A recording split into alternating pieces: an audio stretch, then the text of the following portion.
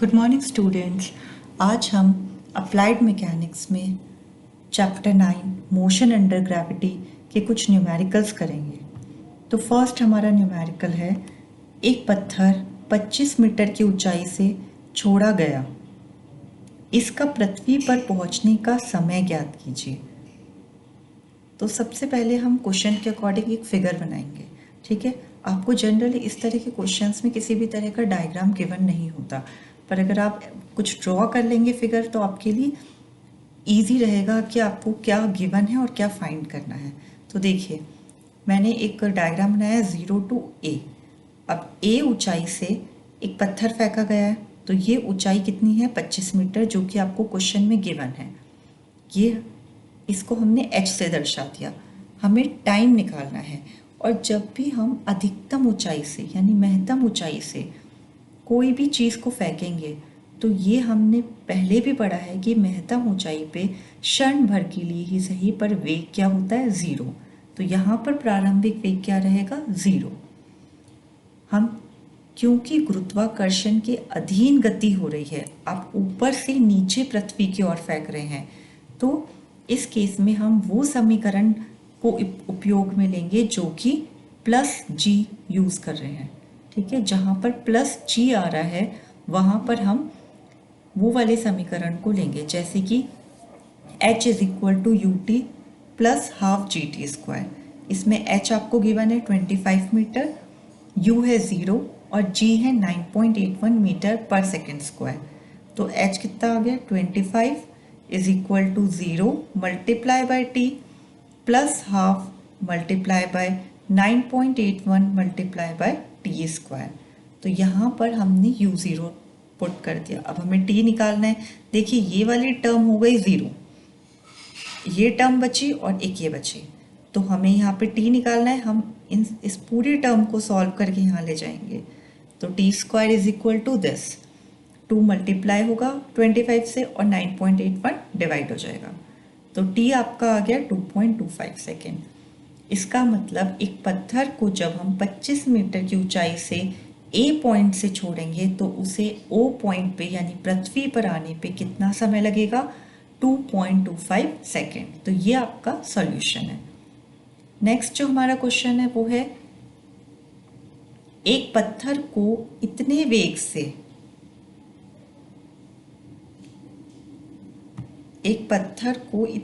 से ऊपर की ओर फेंका गया कि वह केवल 40 मीटर तक उठा। वह कब 25 मीटर की ऊंचाई पर था और उन क्षणों पर उसका वेग कितना था। देखिए, इस क्वेश्चन के अंदर आपको कहा है कि पहली बात, पत्थर को ऊपर की ओर फेंक रहे हैं, यानी गुरुत्वाकर्षण के विपरीत गति हो रही है, अगेंस्ट द ग्रेविटी मोशन हो रहा है। इस केस में हम जो भी समीकरण यूज करेंगे उसमें माइनस जी आएगा। क्लियर? अब ये एक मैंने फिगर बनाया है, ए से ए बी तक एक पत्थर जाता है। देखिए, महत्तम ऊंचाई दे रखी है 40 मीटर और निश्चित ऊंचाई यानी किसी बीच में कोई एक पॉइंट है P जहाँ पे 25 मीटर की ऊंचाई है।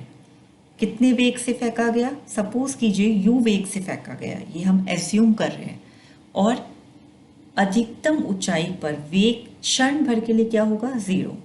Clear? v is equal to 0। जब A से B की ओर पत्थर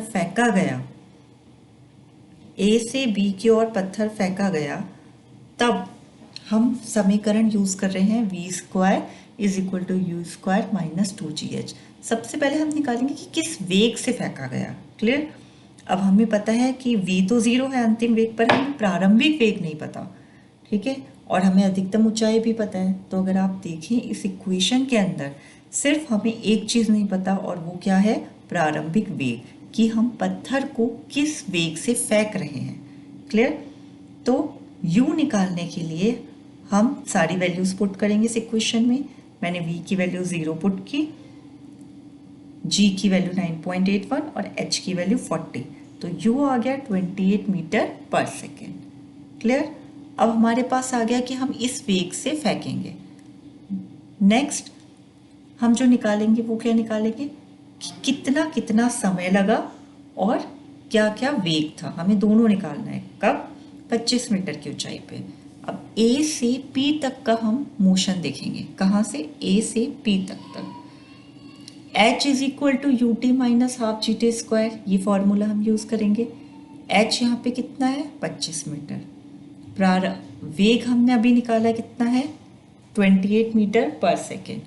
तो हम इस इक्वेशन के थ्रू t की वैल्यू निकालेंगे, जो कि होती है, हमने पहले लेक्चर में ये इक्वेशंस डिराइव की है, जिसमें t हम कैसे निकालते हैं? u plus minus under root u square minus 2gh upon g. u की वैल्यू हम 28 पुट करेंगे, प्लस माइनस अंडर हुड 28 का स्क्वायर माइनस 2 इंटू 9.81 और मल्टीप्लाई या इंटू आप कुछ भी कह सकते हैं 25। h यहाँ पे हम ले रहे हैं निश्चित ऊंचाई अपॉन 9.81। अब देखिए इसमें t के दो मान आएंगे। कैसे आएंगे? आप एक बार 28 में प्लस करेंगे ये पूरी वैल्यू अपॉन 9.81। क्लियर? एक मान आपका ऐसे आएगा और दूसरा मान कैसे आएगा? जब आप 28 में से माइनस करेंगे ये पूरी वैल्यू अपॉन 9.81। ठीक है, तो t के दो मान आ गए। t1 छोटे मान को हमने t1 दर्शा दिया और बड़े मान को हमने t2 दर्शा दिया। तो देखिए t1 कौन सा समय होगा? जैसा कि हम पहले भी पढ़ चुके हैं, t1 होगा a से p तक में जाने में लगा समय, और t2 होगा a to b and then, ये देखिए इसे हम थोड़ा सा डायग्राम देखते हैं, a to b and b to p। ठीक है, क्लियर? तो ये आपके आ गए दो समय।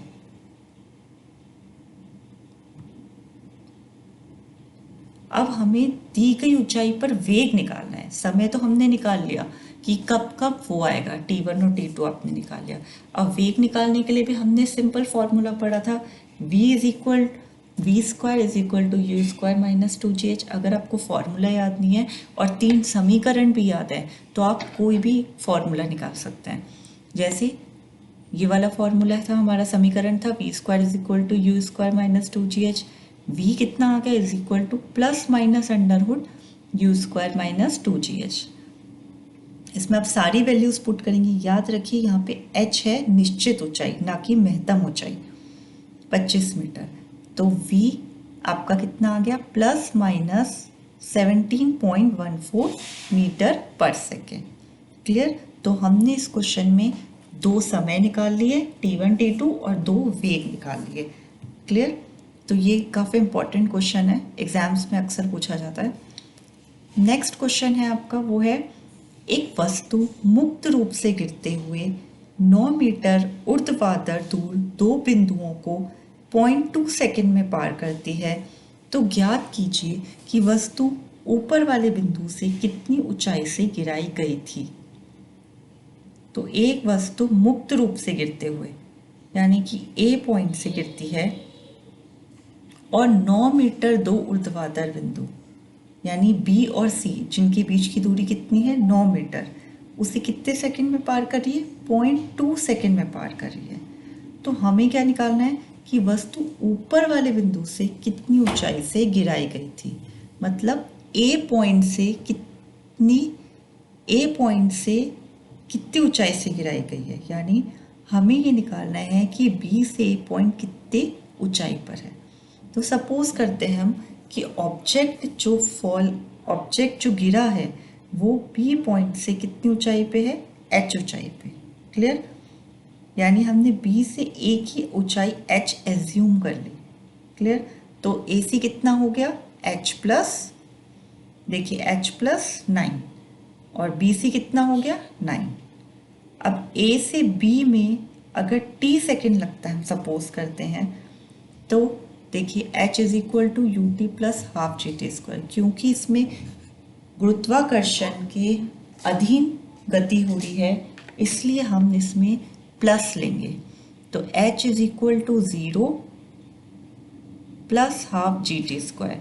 देखिए प्रारंभिक वेग फिर से वही चीज़ है कि महत्तम ऊंचाई पे प्रारंभिक वेग क्या होगा, 0, इसलिए हम यहाँ पे u इज इक्वल टू 0 ले रहे हैं।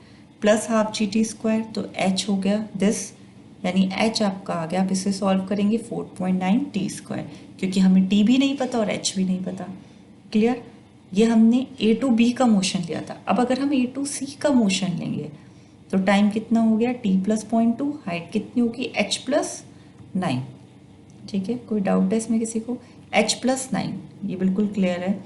अब h is equal to u t plus half g t square, again हम वही फॉर्मूला लगा रहे हैं, बस हमने मोशन पहले a से b तक कंसिडर किया था, अब हम a से c तक कर रहे हैं।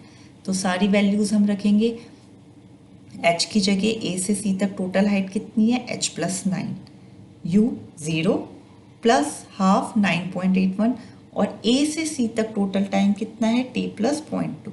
क्लियर? तो आपका सॉल्व करेंगे आप, देखिए ये है t plus 0.02, sorry t plus 0.2 का होल स्क्वायर। क्लियर? और इससे आप क्या करेंगे, यहाँ पे इस स्क्वायर को a प्लस बी के होल स्क्वायर के अकॉर्डिंग ओपन करेंगे। ठीक है, और यहाँ पर h प्लस 9 है आपका, तो जब आप इसे सॉल्व करेंगे पूरे को तो आपका टाइम आ जाएगा कितना, 8.98 सेकेंड। क्लियर? 8.98 सेकेंड आ जाएगा आपका। अब नेक्स्ट आप क्या करेंगे, h is equal to u t plus half g t square, क्योंकि देखिए इस क्वेश्चन में हमें निकालना है एक्चुअली क्या है, हमें इस क्वेश्चन में हाइट निकालनी है कि b से कितनी ऊंचाई से वो ऑब्जेक्ट को पृथ्वी पर फेंका गया है, इसलिए हमने पहले वो टाइम निकाल लिया टोटल कितना है। अब h is equal to u t plus half g t square, u हमें पता है, इसमें हमें टाइम भी पता है, तो सिर्फ अननोन क्या हुआ, h। क्लियर?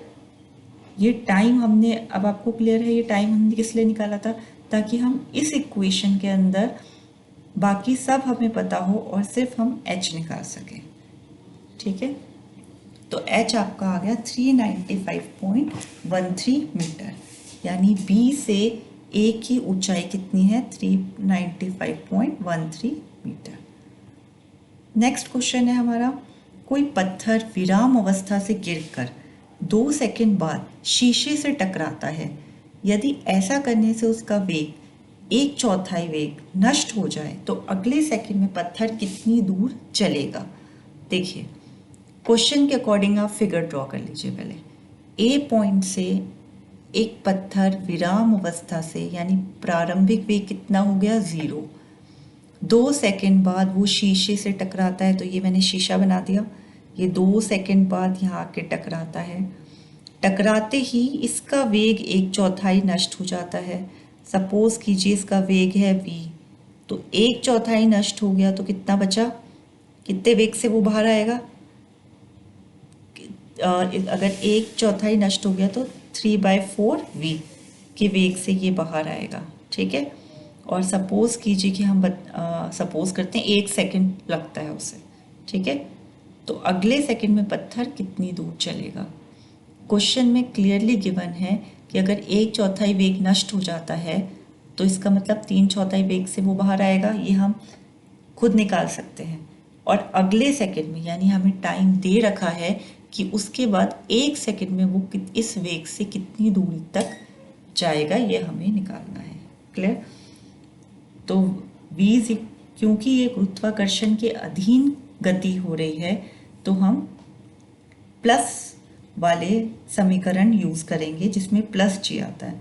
तो v is equal to u plus g t, v हमें नहीं दे रखा, निकालना है, u हमें दे रखा है 0, देखिए प्लस 9.8 मल्टीप्लाई बाय 2, तो यहाँ पे हमारा v आ गया, मतलब मैंने ये v निकाल लिया। क्लियर? तो a से b तक का गति की हम बात कर रहे हैं, v मैंने निकाल लिया। अब शीशे से टकराने पर वेग नष्ट हो गया, तो सपोज कीजिए ये v है, तो 1/4 वेग नष्ट हो गया, यानी पार कितने वेग से किया उसने, 3/4 ऑफ v मीन्स 14.7 मीटर पर सेकंड से वो पत्थर बी पॉइंट से निकला। क्लियर। अब पत्थर द्वारा तय की गई दूरी कितनी है? पत्थर द्वारा तय की गई दूरी है, ये निकालनी है हमें, तो हम h is equal to u t plus half g t square लेंगे। ठीक है।